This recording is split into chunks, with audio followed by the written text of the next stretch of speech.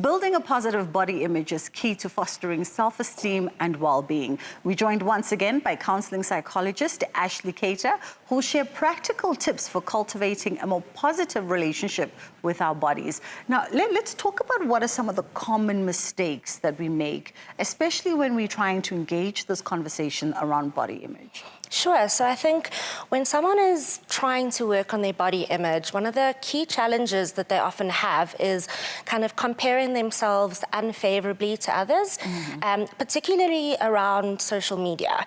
So one of the things that I always say is you need to really be mindful around your social media usage, the accounts that you follow, the content that you are consuming, and try to, follow accounts and follow content of people that have diverse bodies, that have diverse appearances. I think that gives you a really nice perspective. I think the other thing is that people often value the opinions of others over their own. And I think it's important to remind ourselves that someone's opinion is very subjective. It isn't necessarily the truth, particularly when it comes to your body and appearance. And then I think the other thing is that, because body image is so ingrained and is linked to some very deeply held beliefs that we have about ourselves and our worth, it feels sometimes insurmountable to kind of break those barriers down. So I think it's really important that we start to work on it kind of one step at a time, slowly but surely, and not see it as something that is a huge task that we can't overcome. Yeah.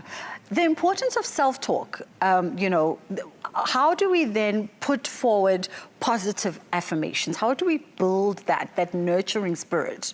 Sure. Self-talk is an interesting one because I get a lot of people that say to me, even in my personal life, is it normal that I talk to myself? Yes. Am I crazy? And I'm like, it's very normal. and I try to explain self-talk as this kind of background show tune in your head that is constantly going. And sometimes we're not even conscious of it, but self-talk really shapes how we think and feel about ourselves. Often negative body image comes with a lot of negative self-talk, which is very self-criticizing. So in order to change the way we think about ourselves and feel about ourselves, we need to start to intentionally shift that self-talk. Now, I know that people often say you need to use these wonderful, positive affirmations, and sometimes I'm like, that's hard, okay? I can't go from feeling so negative to suddenly like, oh my gosh, I'm amazing. So we need to be a little bit realistic in our affirmations. And for me, I think what is really powerful is something that's a little bit more neutral. So as an example, I'm gonna ask you a question. Yes. How do you feel when I tell you that the sky is blue? Oh, well, it's raining today. Okay, but we pretend it's not raining. Yes. But how do you feel about the sky is blue? The sky is blue. I feel like the sky is blue. I agree.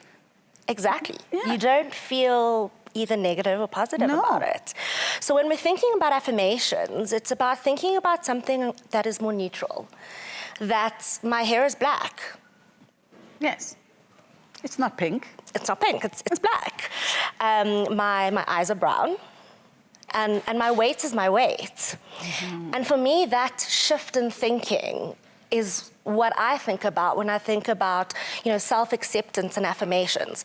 I think the other one for me that is so, so powerful is that my worth is not just about my appearance, that my worth is so much more than that.